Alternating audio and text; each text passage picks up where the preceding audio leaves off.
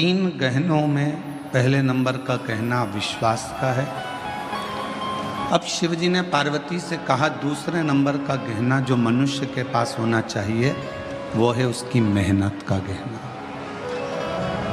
दूसरा गहना है उसकी मेहनत का, उसका परिश्रम, उसकी मेहनत।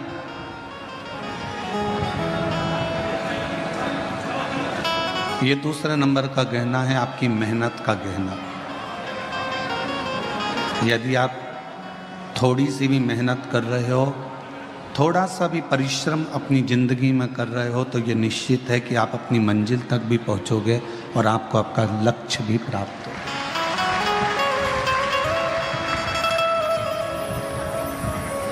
फिर शिव जी ने तीसरे नंबर का गहना बताया। पार्वती जी से कहा पार्वती तीसरे नंबर का गहना है सब्र, थोड़ा इंतजार, थोड़ी प्रतीक्षा।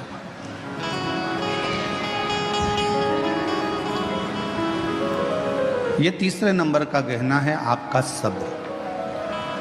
पहले नंबर पर है, जम के बोलो, विश्वास। दूसरे नंबर पर है मेहनत और तीसरे नंबर पर है सब्र, थोड़ा इंतजार। जब आपने विश्वास कर लिया, भरोसा कर लिया, फिर आपने मेहनत कर ली और मेहनत करने के बाद भी अगर आपको फल नहीं मिल रहा है, विश्वास करने के बाद भी यदि आपको फल प्राप्त नहीं हो रहा है, तो फिर थोड़ा सा इंतजार करना, मेहनत करते रहना, विश्वास करते रहना, फिर थोड़ा इंतजार करना, और इंतजार का फल जब मिलेगा तो जीवन एकदम आनंदित हो जाएगा, फिर दुख नहीं। शिरडी के साईं बाबा का एक मूल मंत्र है श्रद्धा सबूरी। श्रद्धा होना चाहिए और सबूरी होना चाहिए, थोड़ा प्रतीक्षा, थोड़ा इंतजार।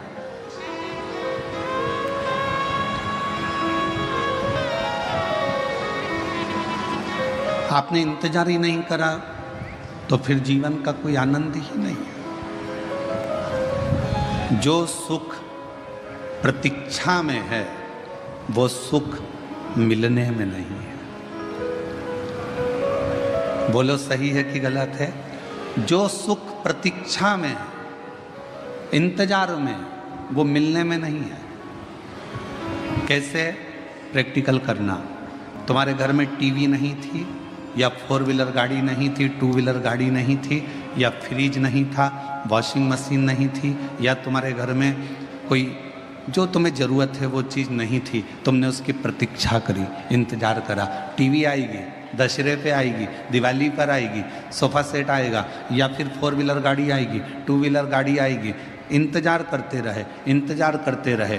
बहू आएगी, बहू आएगी, बहू आएगी, इंतजार करते रहे। और फिर जब प्रतीक्षा पूरी हो गई, बेटे की शादी हो गई, बहू आ गई, या गाड़ी आ गई, या सोफ़ा सेट आ गया, या टीवी आ गई, इसके बाद उसके बाद का फिर समय तुम जानो, क्योंकि अभी हमारी बहू नहीं आई। उसके बाद का तुम जानो।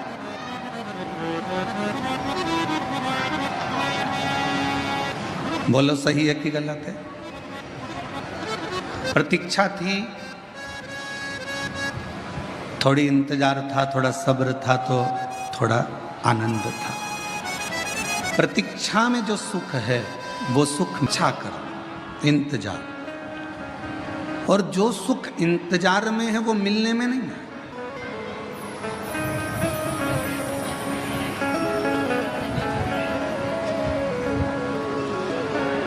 अच्छा विचार करिए थोड़ा सा। जब तक भगवान नहीं मिल रहा ना, शंकर भगवान, जब तक तुम्हें शिव महापुराण की कथा नहीं मिलती ना, 1, 1:15, 1:30 बजे तक तुम ऐसी बेचैन रहती हो, इधर उधर उधर उधर उधर।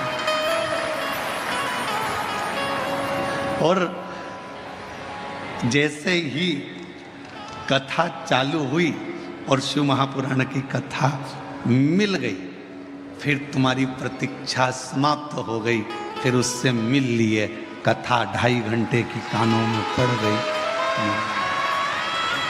अब फिर जैसे ही सुध नहीं रहेगी, क्यों इतनी जल्दी 4 बज गई?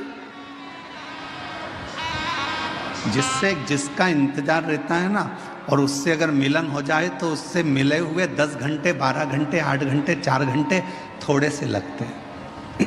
इतनी जल्दी? फिर 4 बजते से ही अपनी अपनी दरी संभाली, बेग पीछे करा,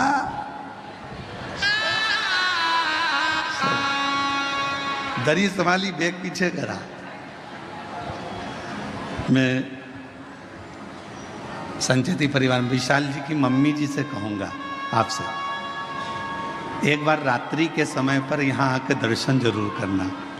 ऐसा योग कभी दूसरी बार बीजापुर में नहीं बनने वाला जो दर्शन का योग है। आप आइए। आप शिव जी की परम भक्त हैं, विशाल जी की माता जी शंकर जी की परम भक्त हैं। कई सालों से सोमवार का व्रत चाहे कुछ भी हो गया जिंदगी भर नहीं छोड़ा है, सोमवार का व्रत आज तक कर रहे हैं शिव भक्त। तो मैं निवेदन करूंगा ऐसे शिव भक्तों का, आप रात्रि को आकर एक बार जरूर दर्शन करें, बड़ा सुख मिलेगा आपको। 4 बजते से ही बेग पीछे खसकाया, और इतनी ऐश और आराम की जिंदगी की, कोई बजू वाला जा रहा हो ना कहीं तो जाते हैं तो मेरी बोतल ले जा, पानी भर लाना।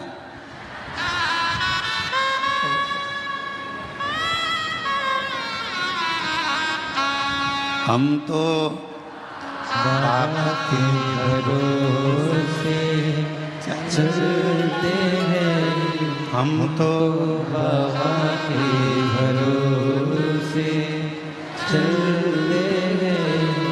ये दुनिया वाले जलते हैं, ये दुनिया वाले जलते हैं। डमरू वाले के भरोसे चलते गए, काशी वाले के भरोसे चलते गए, सीहोर वाले के भरोसे चलते गए। प्रतीक्षा में जो सुख है वो मिलन में नहीं। मेरे भोले बाबा से कहते रहना, तुम मिलना मती, बस तुम्हारी प्रतीक्षा करती रहूं, तुम्हें याद करती रहूं, तुम्हारा इंतजार करती रहूं, वो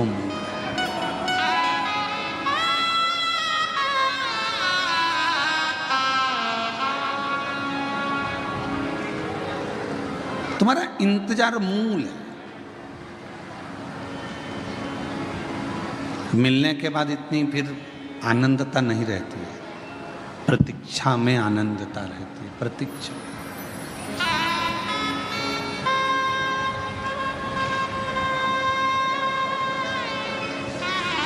तीन गहने मेरे शंकर भगवान ने बताए हैं। पहले नंबर का बोलते जाओ, विश्वास।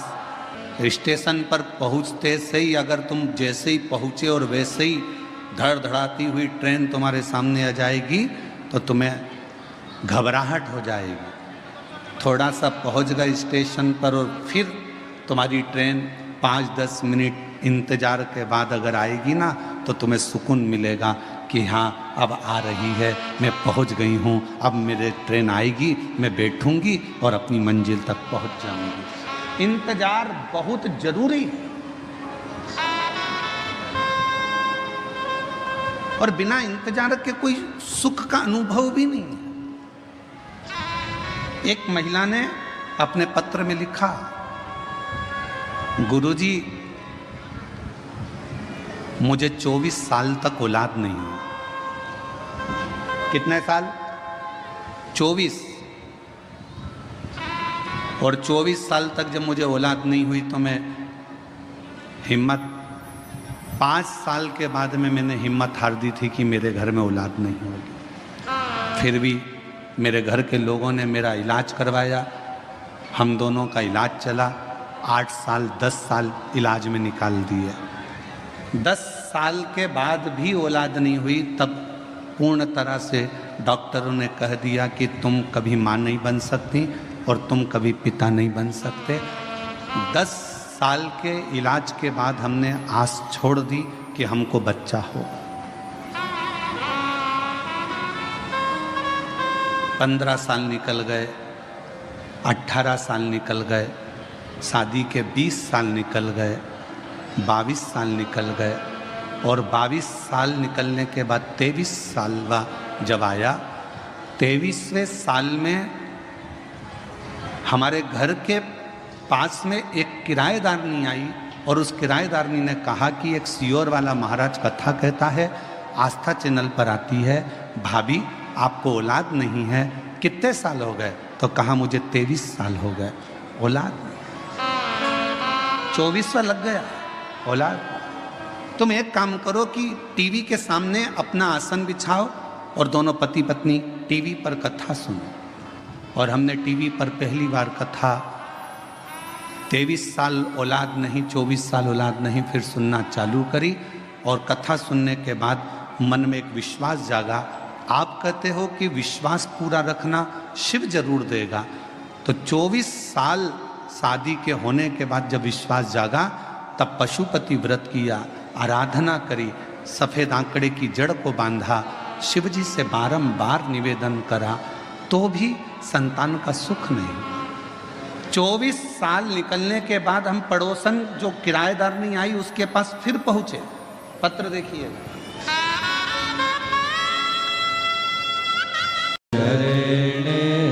पड़ी मांगो घड़ी रे घड़ी, दुख काटो दया करी निदर्शन आपो। शिव कथा कह रही है। 3 काम करिए, विश्वास, मेहनत। डॉक्टर को भी शिव का एक रूप मानकर उसके पास जरूर जाओ। जांच बोले जांच कराओ, दवाइयाँ दे दवाइयाँ खाओ और विश्वास रखो कि मेरे घर का ये व्यक्ति ठीक होकर ही रहे। फिर थोड़ा सा इंतजार करो, थोड़ा इंतजार। गलत जगह पर मत चले जाना। जब व्यक्ति दुखी होता है, तकलीफ में आता है, कष्ट में आता है, तो फिर वो 2-4 जगह दूसरी जगह भी जाता फिरता है। फिर कोई ने कह दिया ऐसा कर लो, फिर कोई ने कह दिया वैसा। ना ना ना, सारी समस्या का हल श्री शिवाय बोल बम का नारा है। फिर नहीं भटक।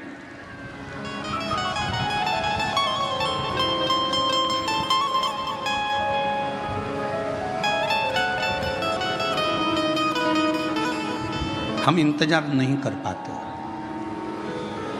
आज के व्यक्ति के जीवन में सबसे बड़ी उलझन केवल एक ही है कि वो इंतजार करना नहीं जानता। वो इंतजार करना नहीं जानता। बहू ने कुछ बोला, सास से इंतजार नहीं हुआ, पलट कर जवाब दिया।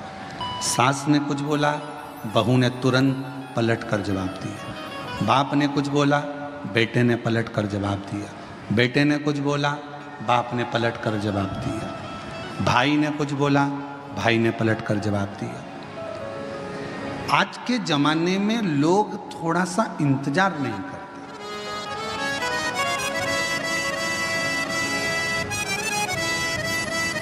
भगवान ने कितनी बड़ी कृपा करी है, आपको सर भी दिया है तो सर में दिमाग भी दिया।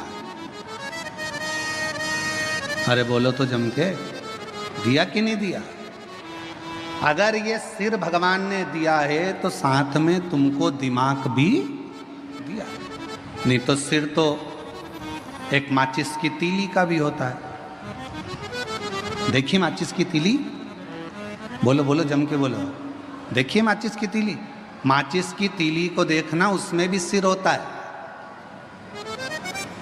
पर माचिस की तीली में दिमाग होता है क्या? नहीं। माचिस की तीली में सिर होगा पर दिमाग नहीं होगा। माचिस की तीली में केवल सिर है, केवल सिर। इसलिए माचिस की तीली थोड़े से ही घिसने से, थोड़े से ही घर्षण से, थोड़े से ही घिसने से माचिस की तीली तुरंत जल जाती है, क्योंकि उसमें दिमाग नहीं है। जिसमें दिमाग होता है वो किसी के कहने पर, अपशब्द कहने पर एकदम गुस्सा नहीं करता। जिसके अंदर दिमाग है वो तुरंत क्रोध नहीं करेगा, और जिसमें दिमाग नहीं है वो माचिस की तीली की तरह तुरंत क्रोध करेगा, तुरंत। थोड़ा सा किसी ने कहा और क्रोध आ गया, थोड़ा सा किसी ने बोला और गुस्सा आ गया। समझ लो कोई तुम्हें घिस रहा है, माचिस की तीली हो तुम, तुम्हारे में अंदर केवल सिर तो है तुम्हारा पर दिमाग नहीं है। किसी ने तुम्हें घिसा, अपशब्द बोला, ताने दिए, आड़ा टेढ़ा बोला, माचिस की तीली तो बारिश में गीली भी हो जाती, तो उसको 2-4 बार तो घिसना ही पड़ता है। तो किसी ने तुम्हें घिसा, किसी ने ताना दिया, गाली दी, अपशब्द कहा, बुराई करी, तुम्हें घिसता गया और तुम्हें एकदम गुस्सा आ गया। समझ लेना कि तुम मनुष्य नहीं हो, तुम केवल एक माचिस की तीली हो। मनुष्य होते तो किसी के घिसने पर तुम्हें क्रोध नहीं आता, तुम्हें अपशब्द नहीं निकलते, तुम्हें गाली नहीं देते, तुम आड़ा टेढ़ा नहीं बोलते, क्योंकि तुम माचिस की तीली नहीं, तुम मानव की देह लेकर पैदा हो, मनुष्य की देह, मानव हो तुम। कोई बोल भी दिया आड़ा टेढ़ा, कोई कह भी दिया अपशब्द, कोई बोल भी दिया, ताने भी दे दिया, किसी ने आड़ा टेढ़ा भी कह दिया, अपशब्द भी कह दिया, कोई बात नहीं। समय का थोड़ा सा इंतजार करो, थोड़ा सा।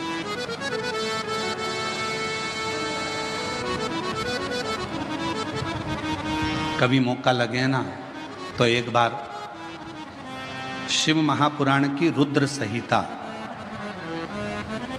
अवश्य पढ़िएगा, और कभी अगर मौका मिल जाए तो कुर्म पुराण का 26वें नंबर का अध्याय जरूर पढ़िएगा। कुर्म पुराण के 26वें अध्याय में और शिव महापुराण के रुद्र संहिता में, दोनों में भगवान शंकर माता पार्वती जी से कहते हैं, ब्रह्मदेव से कहते हैं, ब्रह्मा जी सुनो, ए ब्रह्मदेव,